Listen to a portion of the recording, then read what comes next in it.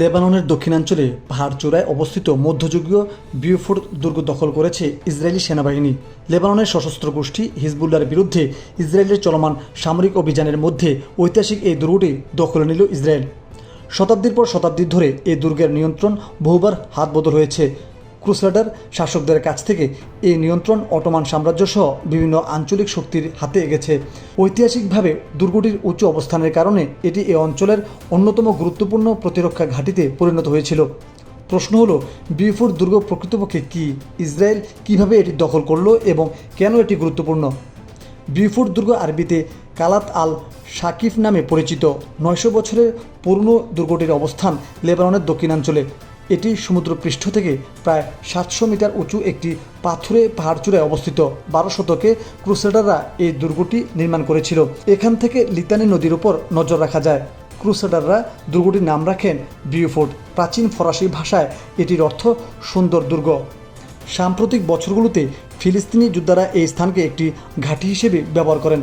1982 সালে লেবাননে ইসরায়েলি আগ্রাসনের সময় এটি দখল করেছিল ইসরায়েল। 2000 সালে ওই এলাকা থেকে ইসরায়েলি সেনাদের প্রত্যাহার করা হয়।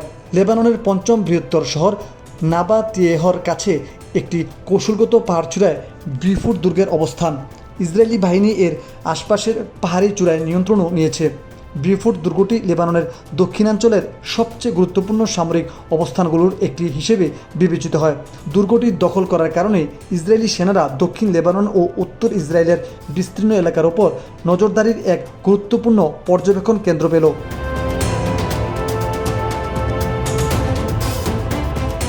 সাম্প্রতিক পরিস্থিতিতে লেবাননের দক্ষিণাঞ্চলের মানুষেরা যুদ্ধ ও সামরিক অভিযানের মধ্যে রয়েছেন। লেবাননের জনস্বাস্থ্য মন্ত্রণালয়ের তথ্য বলছে, গত 2 মার্চ থেকে ইসরায়েলি হামলায় অঞ্চলটিতে 3412 জনের মতো নিহত ও 10,269 জন আহত হয়েছেন। ইসরায়েলি বাহিনী কয়েকদিন ধরে লড়াই ও আশপাশের গ্রামগুলোতে বিমান হামলার ওপর বিউফোর দুর্গ দখল করে। নাবাতিয়েহর কাছে দুর্গ পাহাড়ি এলাকার দিকে অগ্রসর হয়ে তারা হিজবুল্লাহ যোদ্ধাদের সঙ্গে সংঘর্ষে জড়ায়। গত 28 ফেব্রুয়ারি যুক্তরাষ্ট্র ও ইসরায়েল ইরানে হামলা শুরু করে। এরপর লেবাননের দক্ষিণাঞ্চলের বড় অংশ দখল করে ইসরায়েল।